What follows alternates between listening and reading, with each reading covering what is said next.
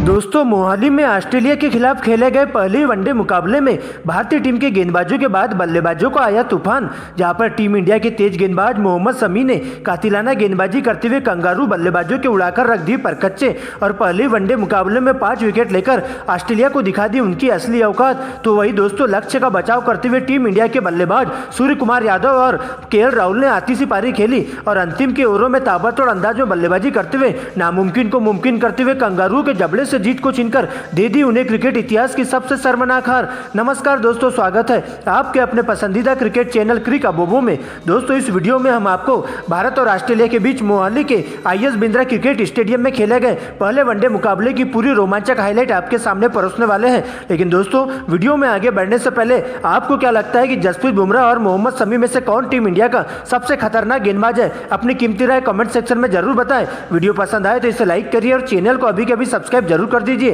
दरअसल दोस्तों, आपको बता दें कि ऑस्ट्रेलिया की टीम भारत दौरे पर है, जहां पर दोनों ही देशों के बीच 3 वनडे मैचों की रोमांचक सीरीज खेली जा रही है। ऐसे में दोस्तों, कंगारू टीम की कमान तेज गेंदबाज पैट कमिंस के कंधों पर सौंपी गई है। वही दोस्तों, टीम इंडिया की कप्तानी केएल राहुल करते हुए देखे गए हैं। दोस्तों, आपको बता दें कि मोहाली में 1 बजे से टॉस किया जाता है, सिक्का उछाला जाता है और सीधा टीम इंडिया के कप्तान केएल राहुल के पक्ष में जाकर सिक्का गिरता है, जहां पर केएल राहुल टॉस जीतकर पहले गेंदबाजी करने का फैसला करते हैं। तो वही दोस्तों, ऑस्ट्रेलिया की टीम को पहले बल्लेबाजी करने के लिए आमंत्रित किया जाता है। दोस्तों, इसके बाद ऑस्ट्रेलिया की पारी की शुरुआत करने के लिए टीम के 2 धाकड़ ओपनर बल्लेबाज डेविड वार्नर और मिशेल मार्श मैदान पर आते हैं, जबकि दोस्तों टीम इंडिया के लिए पहले ओवर की गेंदबाजी करने के लिए मोहम्मद शमी आते हैं, जहां पर दोस्तों मिशेल मार्श दूसरी गेंद पर करारा प्रहार करते हुए 1 बाउंस चौका जड़ देते हैं। लेकिन दोस्तों, इसके बाद मोहम्मद शमी शानदार वापसी करते हैं और ओवर की चौथी गेंद पर 4 रनों के स्कोर पर कंगारू टीम को पहला बड़ा झटका मिशेल मार्श के रूप में लग जाता है। दरअसल दोस्तों, आपको बता दें कि तेज गति से फेंकी गई गेंद बल्ले का बाहरी किनारा लेते हुए सीधा स्लिप में खड़े शुभमन गिल के हाथों में चली जाती है। दोस्तों, इसके बाद आगे का मोर्चा संभालने के लिए स्टीव स्मिथ मैदान पर आते हैं और डेविड वार्नर के साथ मिलकर संभल कर खेलते हुए दिखाई देते हैं। दोस्तों, इसके बाद दूसरे ओवर की गेंदबाजी करने के लिए तेज गेंदबाज जसप्रीत बुमराह आते हैं, यहाँ पर दोस्तों बुमराह के द्वारा घातक गेंदबाजी का नजारा पेश किया जाता है और डेविड वार्नर को पूरी तरह से अपनी गेंदबाजी से उलझा कर रखते हैं और बिल्कुल भी हाथ खोलने का मौका नहीं देते हैं और इस तरह से बुमराह का यह ओवर मेडन चला जाता है। लेकिन दोस्तों, इसके बाद दोनों ही बल्लेबाज आगे संभल कर खेलते हुए दिखाई देते हैं और ऑस्ट्रेलिया की पारी को संभलकर कछुए की चाल से आगे बढ़ाते हुए जाते हैं, जहां पर दोस्तों दोनों ही बल्लेबाज सिंगल डबल के साथ लगातार स्कोर बोर्ड को चलाते रहते हैं और इस प्रकार से दोस्तों ऑस्ट्रेलिया की टीम 11 ओवर की समाप्ति पर 1 विकेट के नुकसान पर 44 रन स्कोर बोर्ड पर बना लेती है। लेकिन दोस्तों, इसके बाद डेविड वार्नर अपने हाथ खोलते हुए दिखाई देते हैं, जहां पर दोस्तों टीम इंडिया के तेज गेंदबाजों पर पूरी तरह से कहर बनकर टूट पड़ते हैं और हर ओवरों में 1-2 चौके लगाते हुए दिखाई देते हैं और देखते ही देखते डेविड वार्नर अपने अर्धशतक के काफी करीब पहुंच जाते हैं, जहां पर दोस्तों डेविड वार्नर के द्वारा तूफानी अंदाज में बल्लेबाजी की जाती है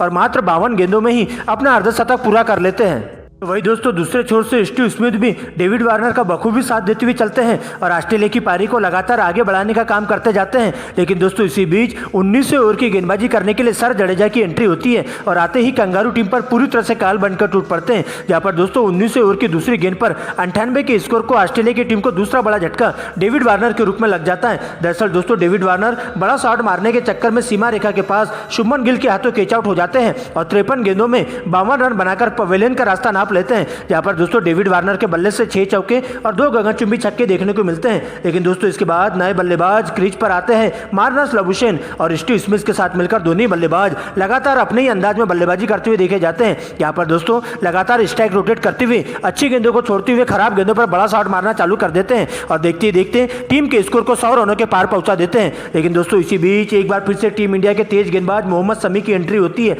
और आते ही अच्छी लाइन में दिखाई दे रहे स्टीव स्मिथ को अपना शिकार बनाते हैं और 22वें ओवर की तीसरी गेंद पर मोहम्मद शमी 112 के स्कोर पर ऑस्ट्रेलिया को तीसरा बड़ा झटका स्टीवन स्मिथ के रूप में लग जाता है, जहां पर दोस्तों तेज गति से फेंकी गई इंस्विंग गेंद टप्पा पड़ने के बाद तेजी से अंदर की तरफ आती है और स्मिथ के स्टंप को उखाड़ कर ले जाती है, जहां पर स्टीव स्मिथ बिल्कुल भी समझ नहीं पाते हैं और क्लीन बोल्ड हो जाते हैं और इस प्रकार से स्टीव स्मिथ 60 गेंदों में 41 रन बनाकर मोहम्मद शमी का शिकार हो जाते हैं, जहां पर उनके बल्ले से 3 चौके देखने को मिलते हैं। लेकिन दोस्तों, इसके बाद नए बल्लेबाज के रूप में कैमरन ग्रीन मैदान पर आते हैं और मार्नस लबुशेन के साथ साथ मिलकर दोनों ही संभल कर खेलते हुए दिखाई देते हैं, जहां पर दोस्तों दोनों ही बल्लेबाज मिलकर टीम इंडिया के तेज गेंदबाजों के साथ साथ स्पिन गेंदबाजों की जम के क्लास लेते हुए दिखाई देते हैं और अच्छी लाइन में बल्लेबाजी करते हुए लगातार स्कोर बोर्ड को चलाते हुए दिखाई देते हैं। और देखते ही देखते दोनों ही बल्लेबाजों के बीच में 50 से ज्यादा रनों की अटूट साझेदारी पूरी हो जाती है और टीम के स्कोर को 150 रनों के पार पहुंचा देते हैं। लेकिन दोस्तों इसी बीच एक बार फिर से पनपती हुई साझेदारी के ताबूत में कील ठोकने के लिए 33वें ओवर की गेंदबाजी करने के लिए स्पिन के जादूगर रविचंद्रन अश्विन आते हैं, जहां पर दोस्तों 33वें ओवर की चौथी गेंद पर 157 के स्कोर पर ऑस्ट्रेलिया को चौथा बड़ा झटका मार्नस लाबुशेन के रूप में दे देते हैं। दरअसल दोस्तों आपको बता दें कि रिवर्स स्वीप खेलने के चक्कर में लाबुशेन स्टंपिंग आउट हो जाते हैं, जहां पर दोस्तों केएल राहुल के द्वारा चीते की रफ्तार से तेज गति से उन्हें स्टंपिंग कर दी जाती है और इस प्रकार से लाबुशेन 49 गेंदों में 39 रन बनाकर पवेलियन का रास्ता नाप लेते, जहां उनके बल्ले से 3 चौके देखने को मिलते हैं। लेकिन दोस्तों इसके बाद नए बल्लेबाज के रूप में ऑस्ट्रेलिया के सलामी विकेट कीपर बल्लेबाज जोश इंग्लिश की एंट्री होती है, जहां पर दोस्तों आते ही दोनों ही बल्लेबाज कुछ अच्छे शॉट्स लगाते हुए दिखाई देते हैं और ऑस्ट्रेलिया की पारी को संभाल कर रखते हैं। लेकिन दोस्तों इसी बीच एक बार फिर से 40वें ओवर की गेंदबाजी करने के लिए टीम इंडिया के विकेट टेकर तेज गेंदबाज मोहम्मद शमी की एंट्री होती है और दोस्तों 40वें ओवर की तीसरी ही गेंद पर 186 के स्कोर पर ऑस्ट्रेलिया को पांचवा बड़ा झटका कैमरून ग्रीन के रूप में लग जाता है। दरअसल दोस्तों आपको बता दें कि कैमरून ग्रीन सिंगल को डबल में कन्वर्ट करने के चक्कर में सूर्य कुमार यादव के द्वारा चालाकी भरे रनआउट के कारण उन्हें पवेलियन का रास्ता नापना पड़ता है, जहां पर दोस्तों कैमरून ग्रीन 52 गेंदों में 31 रन बनाकर रनआउट होकर पवेलियन का रास्ता नाप लेते हैं और उनके बल्ले से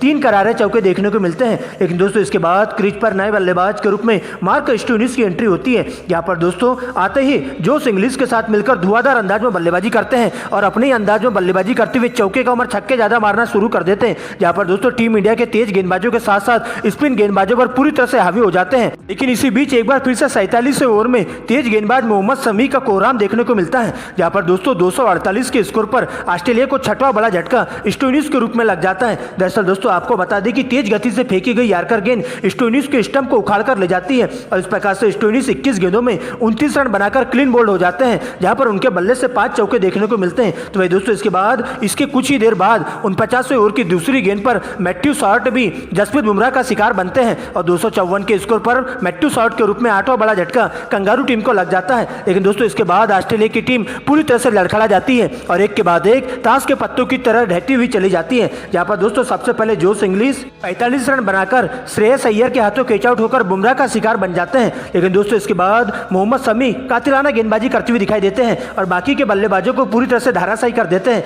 जहां पर दोस्तों Matthew short 2 run, Abbott 2 run और एडम जंपा 2 रन बनाकर पवेलियन का रास्ता नाप लेते हैं और इसके बाद एक के बाद एक सस्ते में अपना विकेट गंवाते हुए पूरी ऑस्ट्रेलिया की टीम 10 विकेट गंवाकर स्कोर बोर्ड पर 50 ओवर की समाप्ति पर 276 रन बना लेती है। और इस तरह से टीम इंडिया को इस मुकाबले में जीत हासिल करने के लिए 277 रनों का टारगेट दे दिया जाता है, जहां पर दोस्तों टीम इंडिया की तरफ से तेज गेंदबाज मोहम्मद शमी सबसे ज्यादा विकेट लेते हैं और उनके खाते में 5 विकेट जाते हैं। तो भाई दोस्तों जसप्रीत बुमराह, सर जडेजा और रविचंद्रन अश्विन के खाते में एक एक विकेट जाते हैं और इस प्रकार से दोस्तों टीम इंडिया पूरी तरह से कंगारू टीम का सुपड़ा साफ कर देती है। लेकिन दोस्तों इसके बाद 277 रनों के टारगेट का पीछा करने के लिए टीम इंडिया के 2 धाकड़ ओपनर बल्लेबाज ऋतुराज गायकवाड़ और शुभमन गिल मैदान पर आते हैं, जिनके कंधों पर टीम इंडिया को ठोस शुरुआत देने की जिम्मेदारी होती है। तो भाई दोस्तों ऑस्ट्रेलिया के लिए पहले ओवर की गेंदबाजी करने के लिए खुद कप्तान पेट कमिंस आते हैं, यहाँ पर दोस्तों ओवर की चौथी गेंद पर ऋतुराज गायकवाड़ के द्वारा करारा चौका जड़ दिया जाता है और एक ओवर की समाप्ति पर टीम इंडिया बिना विकेट गंवाए 4 रन बना लेती है। लेकिन दोस्तों दूसरे ओवर की गेंदबाजी करने के लिए टीम एबॉट आते हैं, यहाँ पर दोस्तों शुभमन गिल का विकराल रूप देखने को मिलता है और एक ही ओवर में 2 करारे चौके जड़ दिए जाते हैं। इसके बाद तो दोनों ही बल्लेबाज अपने हाथ खोलते हुए दिखाई देते हैं और मैदान के हर कोने में अपने शॉट्स लगाना चालू कर देते हैं, जहां पर दोस्तों कंगारू टीम के तेज गेंदबाजों के साथ साथ स्पिन गेंदबाजों पर पूरी तरह से हावी हो जाते हैं और हर प्रकार के shot, flick shot, hook shot और फ्रंट ऑफ स्क्वायर के साथ साथ कट शॉट लगाना चालू कर देते हैं। और देखते ही देखते सबसे पहले शुभमन गिल धुआंधार अंदाज में बल्लेबाजी करते हुए 48 गेंदों में ही अपना अर्धशतक पूरा कर लेते हैं और इस प्रकार से टीम इंडिया के दोनों ही बल्लेबाज ऑस्ट्रेलिया के सभी गेंदबाजों पर पूरी तरह से नाक में दम करके रख देते हैं और विकेट के लिए उन्हें पूरी तरह से तरसा देते हैं और देखते देखते टीम इंडिया का स्कोर बिना विकेट गंवाए 100 रनों के पार पहुंच जाता है। लेकिन दोस्तों इसके बाद शुभमन गिल सबसे पहले अपना विकराल रूप दिखाते हैं और आती सी बल्लेबाजी करना चालू कर देते हैं। तो भाई दोस्तों दूसरे छोर से ऋतुराज गायकवाड़ भी बहती गंगा में हाथ धोते हुए चलते हैं और अच्छे करारे शॉट लगाते हुए देखते देखते दोनों ही बल्लेबाजों के बीच में 93 गेंदों में 100 रनों की अटूट साझेदारी पूरी हो जाती है और इस प्रकार से ऋतुराज गायकवाड़ भी अपना अर्धशतक पूरा कर देते हैं। लेकिन दोस्तों इसी बीच एक बार फिर से टीम कंगारू के तरफ से स्पिन गेंदबाज एडम जंपा की एंट्री होती है, जहां पर दोस्तों 22वें ओवर की चौथी गेंद पर 142 के स्कोर पर ऋतुराज गायकवाड़ के रूप में टीम इंडिया को पहला बड़ा झटका लगता है, जहां पर ऋतुराज गायकवाड़ एडम जंपा की गेंद पर 71 रनों पर एलबीडब्ल्यू आउट होकर पवेलियन की ओर लौट जाते हैं। दोस्तों इसके बाद नए बल्लेबाज के रूप में श्रेयस अय्यर आते हैं, लेकिन दोस्तों 3 रनों के निजी स्कोर पर वे रनआउट होकर पवेलियन का रास्ता नाप लेते हैं। लेकिन दोस्तों जिसके बाद शुभमन गिल का साथ देने के लिए मैदान पर ईशान किशन आते हैं और आते ही दोनों ही बल्लेबाज कुछ अच्छे शॉट्स लगाते हैं और देखते देखते टीम इंडिया को जीत के दहलीज के काफी करीब लाकर खड़ा कर देते हैं। हालांकि दोस्तों एक छोर से शुभमन गिल अभी भी अंगद की तरह डटे हुए रहते हैं, लेकिन दोस्तों एक बार फिर से 26 ओवर की गेंदबाजी करने के लिए एडम जंपा आते हैं और 151 के स्कोर पर शुभमन गिल के रूप में टीम इंडिया को तीसरा बड़ा झटका लग जाता है, जहां पर दोस्तों शुभमन गिल एडम जंपा की शानदार डिलीवरी पर 74 रनों के निजी स्कोर पर एलबीडब्ल्यू आउट होकर पवेलियन का रास्ता नाप लेते हैं, जहां उनके बल्ले से 6 चौके और 2 गगनचुंबी छक्के देखने को मिलते हैं। तो वही दोस्तों इसके कुछ देर बाद 33वें ओवर में पेट कमिंस गेंदबाजी करने आते हैं और ईशान किशन को अपना शिकार बनाते हैं,